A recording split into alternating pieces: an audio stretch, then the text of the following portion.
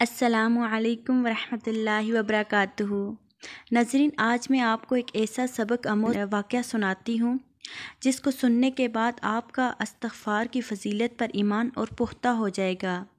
ناظرین، آج میں آپ کو جو واقعہ سنانے جا رہی ہوں وہ حضرت امام احمد بن حنبل رحمۃ اللہ علیہ اور ایک نان بائی کا واقعہ ہے۔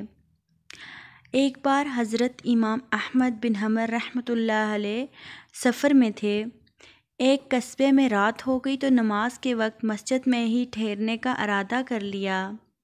ان کی عاجزی و انکساری نے یہ گوارا نہ کیا کہ لوگوں کو اپنا تعارف کروا کر خوب آؤ بھگت کروائی جائے۔ مسجد کے خادم نے امام کو نہ پہچانا اور ان کو مسجد سے باہر نکلنے کا کہا۔ امام نے سوچا کہ مسجد کے دروازے پر ہی سو جاتا ہوں، لیکن خادم نے وہاں سے بھی کھینچ کر نکالنا چاہا۔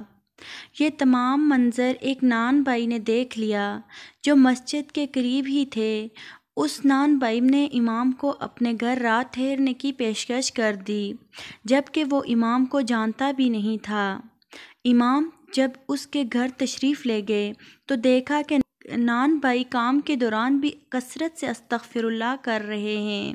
امام احمد بن حنبل نے استفسار کیا، کیا تمہیں اس قدر استغفار کرنے کا پھل ملا؟ نان بھائی نے جواب دیا، میں نے جو بھی مانگا اللہ مالک الملک نے عطا کیا۔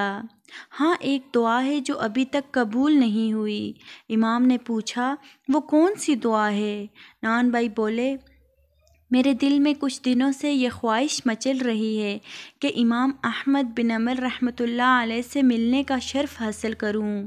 امام فرمانے لگے، میں ہی احمد بن حنبل ہوں۔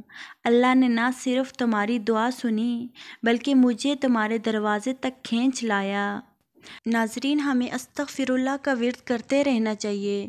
یہ نہ صرف ہماری دعاؤں کو قبول کرتا ہے بلکہ ہمارے تمام گناہوں کو بخش دیتا ہے، اور بے شک اللہ تعالیٰ بخشنے والا ہے۔ اللہ پاک ہم سب کو استغفر اللہ کی کثرت کرنے کی توفیق عطا فرمائے۔ آمین۔